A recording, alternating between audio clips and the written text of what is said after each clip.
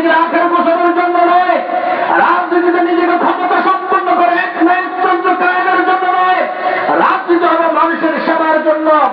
আপনি হয়তো র্যাব দিয়ে, পুলিশ দিয়ে, বিজেপি দিয়ে, সেনাবাহিনী দিয়ে, ওই ভারতের মদত পুষ্ট হয়ে হয়তো কিছুদিন ক্ষমতায় আঁকড়ে থাকবেন, কিন্তু জনগণের ভালোবাসা আপনি কখনো পেতে পারেন না, ঠিক কিনা? যদি জনগণের ভালোবাসা থাকত, জনগণের অধিকার আদায়ের জন্য আপনি ভূমিকা পালন করতেন, যদি নিজের জন্য রাজনীতি না করে জনগণের জন্য রাজনীতি করতেন, তাহলে বিরোধী পক্ষের আন্দোলনের মুখে আপনার হয়তো পতন হতো, কিন্তু দেশ থেকে আপনাকে পালিয়ে যাওয়া লাগতো না, ঠিক কিনা? এজন্য এদেশের দর্শকদের পক্ষ থেকে শুভেচ্ছা, দর্শকদের পক্ষ থেকে শুভেচ্ছা, স্বাগতম, শুভেচ্ছা, স্বাগতম, আগমন। মার্কা আছে দিও, আছে দাড়ি পালা, দাড়ি পালা, দাড়ি পালা, দাড়ি পালা। আলহামদুলিল্লাহি রাব্বিল আলামিন, পিছনে পিছনে, ওয়াসসালাতু ওয়াসসালামু আলা রাসূলিল আমিন ওয়া আলা আলিহি ওয়া আসহাবিহি আজমাইন। আল্লাহর এই জমিনে আল্লাহর দ্বীন প্রতিষ্ঠার প্রত্যয়দীপ্ত কাফেলা, এদেশের মুক্তিকামী মানুষের প্রিয় সংগঠন বাংলাদেশ জামাত ইসলামী নাঙ্গলকোট উপজেলার গুরুত্বপূর্ণ একটি ইউনিয়ন বর্ষবল ইউনিয়ন কর্তৃক আয়োজিত আজকের এই ঐতিহাসিক ইউনিয়ন সম্মেলনের সংগ্রামী সভাপতি, বিশিষ্ট শিক্ষানবিদ, শিক্ষাবিদ জনাব মাস্টার সাইদুল হক, আজকের এই প্রোগ্রামের সম্মানিত বিশেষ অতিথি বাংলাদেশ জামাত ইসলামী কুমিল্লা জেলা দক্ষিণ শাখার সুরা এবং কর্ম পরিষদ সদস্য, নাঙ্গলকোট উপজেলার সংগ্রামী আমির জনাবে মাওলানা জামাল উদ্দিন, উপস্থিত রয়েছেন আমাদের সকলের শ্রদ্ধেয় নেতা কুমিল্লা জেলা দক্ষিণের সম্মানিত সুরা সদস্য, নাঙ্গলকোট উপজেলার সাবেক আমির, বর্ষিয়ান রাজনীতিবিদ জনাব এ.জে.এম. সালাউদ্দিন খন্দকার, উপস্থিত রয়েছেন নাঙ্গলকোট উপজেলা জামাত ইসলামের সংগ্রামী নায়েবে আমির, বিশিষ্ট জননেতা জনাব মাওলানা এস.এম. মনিউদ্দিন, সেক্রেটারি, এই বর্ষবন্ধের কৃতি সন্তান বিশিষ্ট আলেমদ্দিন জনাব মাওলানা নুরুল ইসলাম হাসান, সহকারী সেক্রেটারি জনাব মাওলানা ইয়াসিন মজুমদার, উপস্থিত রয়েছেন ইসলামের ছাত্র শিবিরের সাবেক কেন্দ্রীয় ফাউন্ডেশন সম্পাদক, এই বর্ষবন্ধের কৃতি সন্তান কুমিল্লা মহানগরীর জামাত নেতা জনাব শাহাদাত হুসাইন, ইসলামী ছাত্র শিবির কুমিল্লা জেলা দক্ষিণের অক্ষ সম্পাদক, এই বর্ষবন্ধের কৃতি সন্তান জনাব ইব্রাহিম ভুইয়া আজাদ, ইসলামী ছাত্র শিবির নাঙ্গলকোট সদর শাখার সভাপতি, এই বর্ষবন্ধের কৃতি সন্তান জনাব সেলিম ভুইয়া, ইসলামী ছাত্র শিবির নাঙ্গলকোট দক্ষিণ শাখার সভাপতি, শাখা অফিসার সহ বিভিন্ন পর্যায়ের নেতৃবৃন্দ, সম্মানিত পিতৃতুল্য মুরিদানে কেরাম, এই বর্ষগঞ্জ বাজারের ব্যবসায়ী বৃন্দ, সম্মানিত বর্ষগঞ্জবাসী, আসসালামু আলাইকুম ওয়া রাহমাতুল্লাহ। আমি আল্লাহর দরবারে শুকরিয়া আদায় করছি, এই বৃষ্টির চাপের দিনে আল্লাহ রাব্বুল আলামিন আমাদেরকে এই সম্মেলনের সুযোগ করে দিয়েছেন, আমরা উপস্থিত হওয়ার সুযোগ পেয়েছি, এই জন্য আল্লাহর দরবারে শুকরিয়া আদায় করছি, আলহামদুলিল্লাহ। প্রিয় ভাই এবং বন্ধুগণ, আজকে কোন পরিস্থিতির মধ্যে দিয়ে বর্ষবন্ধে জামাত ইসলামের সম্মেলন আয়োজন হচ্ছে আপনারা সকলে জানেন। একটি সম্মেলন, একটি মিছিল, সেমিনার, সিম্পোজিয়াম, জনগণের অধিকার আদায়ে, দাবি আদায়ে বিক্ষোভ কর্মসূচি, এটি একটি সাংবিধানিক অধিকার, রাজনৈতিক অধিকার। কিন্তু বিগত 16টি বছরে এদেশের ফ্যাসিবাদী সরকার যারা শাসনযন্ত্রকে ওই রাইফেল দিয়ে, বন্দুক করে, বুলেট দিয়ে বিরোধী মতকে দমন করে দীর্ঘদিন ক্ষমতায় থাকার যারা স্বপ্ন দেখেছিল, বিগত 16টি বছরে এদেশের রাজনৈতিক অধিকার হরণ করা হয়েছিল, মানুষের বাক স্বাধীনতাকে হরণ করা হয়েছিল, ধর্মীয় অধিকারকে হরণ করা হয়েছিল, বিভিন্ন অফিস তালাবদ্ধ করে রেখে রাজনৈতিক নেতৃবৃন্দকে গ্রেপ্তার করে জেল জুলুম নির্যাতনের শিকার বানিয়ে জামাত ইসলামী সহ বিরোধী রাজনৈতিক নেতৃবৃন্দকে এই দেশের রাজনীতি থেকে উৎখাত করে এক নায়কতন্ত্র কায়েম করার চেষ্টা তারা করেছিল। তারই অংশ হিসেবে জামাত ইসলামের শীর্ষ নেতৃবৃন্দকে ফাঁসির কাস্টে ঝুলিয়ে হত্যা করার পাশাপাশি এই দেশে গুম খুন আইনের সৃষ্টি করে চাষের রাজত্ব কায়েম করে বিরোধী রাজনৈতিক দলকে নেতৃবৃন্দকে ভরকে দিয়ে তারা 2041 সাল পর্যন্ত ক্ষমতায় থাকার স্বপ্ন দেখেছিল। তারই অংশ হিসেবে এই দেশ থেকে ইসলামী রাজনীতিকে নিশ্চিন্ন করার লক্ষ্যে গত বছরের 1 আগস্ট এদেশের সবচেয়ে দেশপ্রেমিক রাজনৈতিক সংগঠন জামাত ইসলামী এবং তৌহিদ জনতা হৃদয়ের স্পন্দন ইসলামের ছাত্র শিবিরকে তারা নিষিদ্ধ করেছিল। তারা ভেবেছিল এদেশের ইসলামের প্রধান শক্তি জামাত ইসলামীকে যদি নিষিদ্ধ করে দেওয়া যায় তাহলে এই দেশ থেকে ইসলামী রাজনীতিকে উৎখাত করা যাবে। কিন্তু আল্লাহর মেহেরবানি 16 বছরের জুলুম নির্যাতনের পথ মারিয়ে যে ইস্পাত কঠিন ধৈর্য নিয়ে জামাত ইসলামী দেশের মাঠে এবং মানুষের পক্ষে দিন এবং ইসলামের পক্ষে লড়াই করেছিল, ভূমিকা পালন করেছিল, তার পুরস্কার স্বরূপ যারা জামাত ইসলামীকে 1 তারিখে নিষিদ্ধ করেছিল মাত্র 4 দিনের ব্যবধানে তারা শুধু নিষিদ্ধই হয়নি, তাদের রাজনীতির কবর রচনা হয়েছে। ঠিক কিনা ভাই এবং বন্ধুগণ, এই অবস্থা থেকে জামাত ইসলামী সহ সকল রাজনৈতিক দলের নেতৃবৃন্দকে শিক্ষা গ্রহণ করতে হবে। রাজনীতি নিজের আখের বছরের জন্য নয়, রাজনীতিতে নিজেকে ক্ষমতা সম্পন্ন করে এক নায়কতন্ত্র কায়েমের জন্য নয়, রাজনীতি হবে মানুষের সেবার জন্য।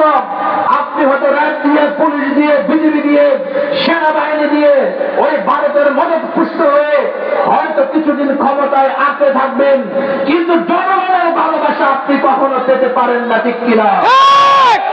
যদি জনগণের ভালোবাসা থাকত, জনগণের অধিকার আদায় যদি আপনি ভূমিকা পালন করতেন, যদি নিজের জন্য রাজনীতি না করে জনগণের জন্য রাজনীতি করতেন, তাহলে বিরোধী পক্ষের আন্দোলনের মুখে আপনার হয়তো পতন হতো, কিন্তু দেশ থেকে আপনাকে পালিয়ে যাওয়া লাগতো না। ঠিক কিনা? এজন্য দেশের যত রাজনৈতিক দল আছে আগামী দিনে যারা রাজনীতি করবেন প্রত্যেককে শিক্ষা গ্রহণ করতে হবে। জনগণকে ভালোবাসার যে রাজনীতি, এই রাজনীতির পরিবর্তে নিজের আখেরে বসানোর রাজনীতি করলে আবার জনগণ কর্তৃক প্রত্যাখ্যাত হতে হবে। ঠিক কিনা? আজকের এই নতুন বাংলাদেশে বাংলাদেশ জামাত ইসলামী একটি ইনসাফ এবং ন্যায় ভিত্তিক শাসন কার্য পরিচালনা করতে চায়। আজকের নতুন বাংলাদেশে বাংলাদেশ জামাত ইসলামী আদর্শিক রাজনীতির সূচনা করতে চায়। আমাদের যে রাজনীতি প্রতিপক্ষকে দমন করার রাজনীতি, আমাদের যে রাজনীতি গ্রুপিং, চাঁদাবাজি, টেন্ডারবাজি, দখলবাজির রাজনীতি, আমাদের যে রাজনীতি সন্ত্রাস মাদকের রাজনীতি, আমাদের যে রাজনীতি খুনাখুনির রাজনীতি, আমাদের যে রাজনীতি প্রতিপক্ষ মানে হলে তাকে দমন করতে হবে, উৎখাত করতে হবে, সেই জায়গা থেকে আদর্শিক ধারা সূচিত করে দুর্বৃত্তায়নের রাজনীতির কবর রচনা করে দেশের মানুষের কল্যাণে দেশের উন্নয়নের রাজনীতির সূচনা জামাত ইসলামী করতে চায়। ঠিক কিনা?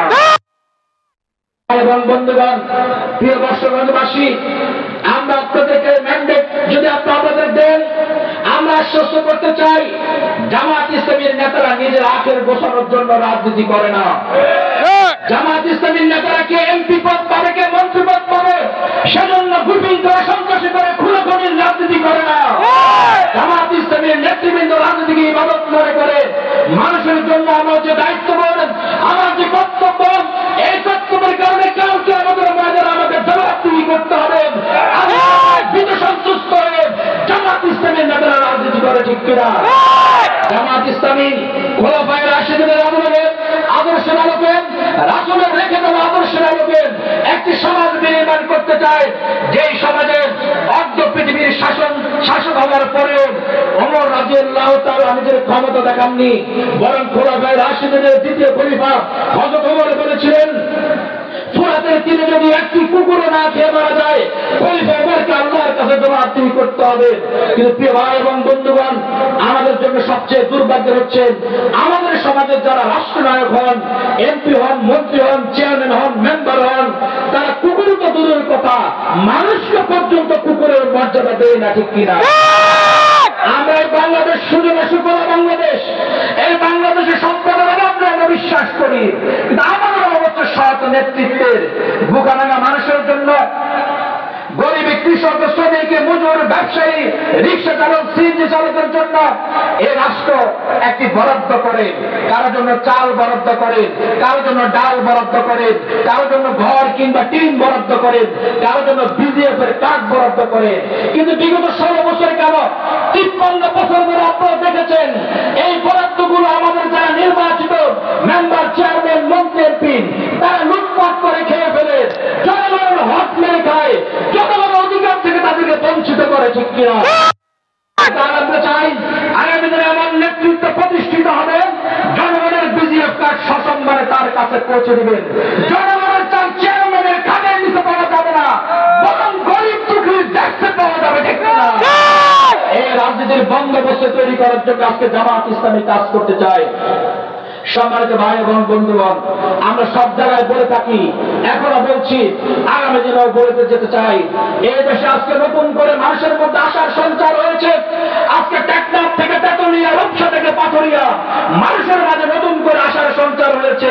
এদেশের মানুষ, বিশেষ করে নিরন্ন কৃষক, শ্রমিক, মজুর, ব্যবসায়ী মানুষ বলছেন এদেশে তারা বিএনপির শাসন দেখেছে, এদেশে তারা আওয়ামী লীগের শাসন দেখেছে, জাতীয় পার্টির শাসন দেখেছে। এই বাংলাদেশে নতুন অধ্যায়ে তারা জামাত ইসলামীর শাসন দেখতে চায়। ভাই এবং বন্ধুগণ,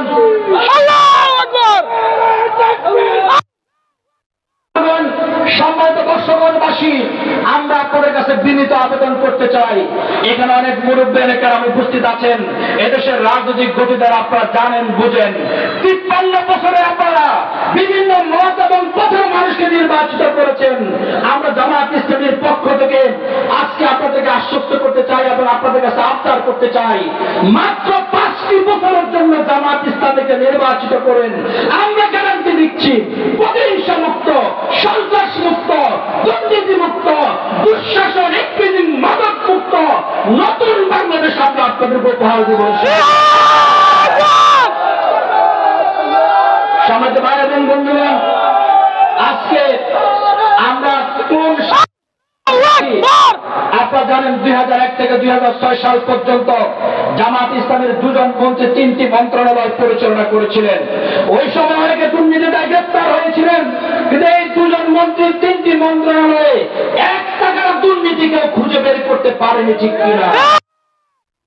বলতে চাই, আগামী দিনে জামাত ইসলামীর বর্ষিয়ার আমির ডাক্তার শফিকুর রহমানকে প্রধানমন্ত্রী করে সদর মন্ত্রণালয়ের দায়িত্ব যদি দেশের জনগণ জামাত ইসলামী হাতে অর্পণ করে, ইনশাআল্লাহ আমরা দুর্নীতি মুক্ত রাষ্ট্র আপনাদের উপহার দেব। সম্মানিত বর্ষগঞ্জবাসী, আমরা এই নতুন নাঙ্গলকোট নিয়ে স্বপ্ন দেখছি। মাগরিবের সময় সম্মানিত ভাইয়েরা, আমরা সংক্ষেপে কথা বলে শেষ করতে চাই। আমরা এই নাঙ্গলকোটকে নতুন ভাবে সাজাতে চাই।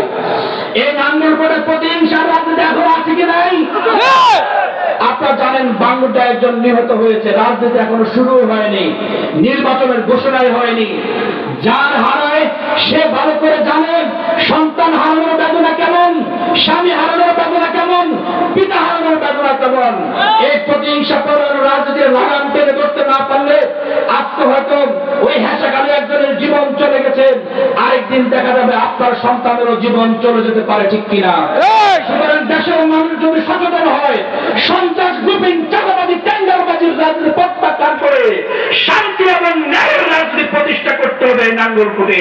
আমরা বিশ্বাস করতে চাই, বর্ষগঞ্জ থেকে শুরু করে নাঙ্গলকোটের প্রত্যেকটি অলিগলির মানুষ যদি সিদ্ধান্ত গ্রহণ করে, তাহলে নাঙ্গলকোটকে একটি স্থিতিশীল, সুন্দর, সুজলা সুফলা একটি নাঙ্গলকোট হিসেবে নতুন ভাবে গড়ে তোলা সম্ভব, ঠিক কিনা? আমাদের ভাই এবং বন্ধুগণ, আমরা দেশের মানুষের জন্য কাজ করতে চাই। এই বর্ষগঞ্জ থেকে শুরু করে নাঙ্গলকোটের প্রতিটি জনপদ, কুমিল্লা গড় আসন, নাঙ্গলকোট, লালমাই সদর দক্ষিণকে আধুনিক একটি জনপদে পরিণত করতে চাই। আমরা চাই বিশেষ করে এই বর্ষগঞ্জবাসীর যোগাযোগ ব্যবস্থাকে আরো উন্নত করে, যেহেতু বর্ষগঞ্জ আমরা নোয়াখালীর পাশে, ফেনীর পাশে, এখান থেকে নোয়াখালী এবং ফেনীতে যাতায়াত ব্যবস্থার আরো কিভাবে উন্নত করা যায় ইনশাআল্লাহ আমরা সেভাবে ভূমিকা পালন করব। বর্ষগঞ্জ আলিম মাদ্রাসা রয়েছে, আমাদের এখান থেকে অনেক দূর দূরান্ত থেকে শিক্ষার্থীরা এসে এখানে লেখাপড়া করে।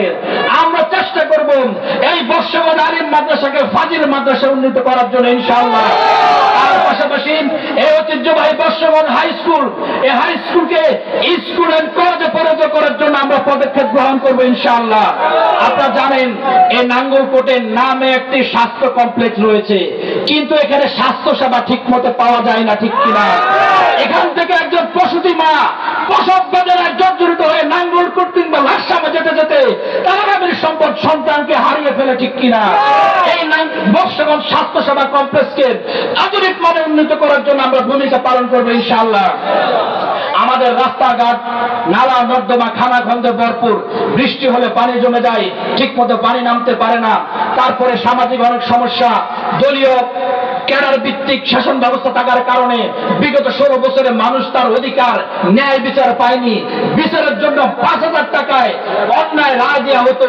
সমাজের মোড়ল যা বিচারপতি যারা, আমরা সে জায়গায় মানুষের সুবিচার নিশ্চিত করার জন্য ভূমিকা পালন করব।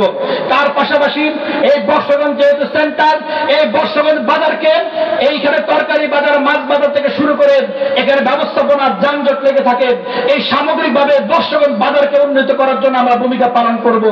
আমরা যত কথাই বলি না কেন এই সব ভূমিকা পালন করবো ইনশাআল্লাহ আমরা আপনাদেরকে সাথে নিয়ে, বর্ষগঞ্জের ব্যবসায়ীদের সাথে নিয়ে, বর্ষগঞ্জের তরুণ যুবক শ্রমিক কৃষক আলেম ওলামা শিক্ষক পেশাজীবী সকলকে সাথে নিয়ে আমরা নতুন নাঙ্গলকোটের পাশাপাশি আধুনিক বর্ষগঞ্জ গড়ে তুলবো ইনশাআল্লাহ। সমাজ ভাই এবং বন্ধুগণ, আপনারা অনেক কষ্ট করে পরিশ্রম করে এখানে এসেছেন, আমার পিতৃতুল্য মুরব্বিয়ানে কেরাম অনেকে এসেছেন। আপনারা জানেন এই বর্ষগঞ্জের অষ্টগ্রাম হচ্ছে আমার নানার বাড়ি, কেউ আমার নানা, কেউ আমার মামা। সুতরাং নানার কাছে মামার কাছে অগ্রিম আবদার করা যায়।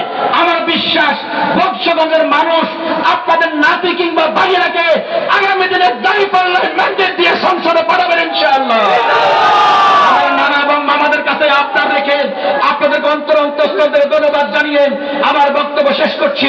বাংলাদেশ জিন্দাবাদ, বাংলাদেশ জামাত ইসলামী জিন্দাবাদ। আসসালামু আলাইকুম ওয়া রাহমাতুল্লাহ।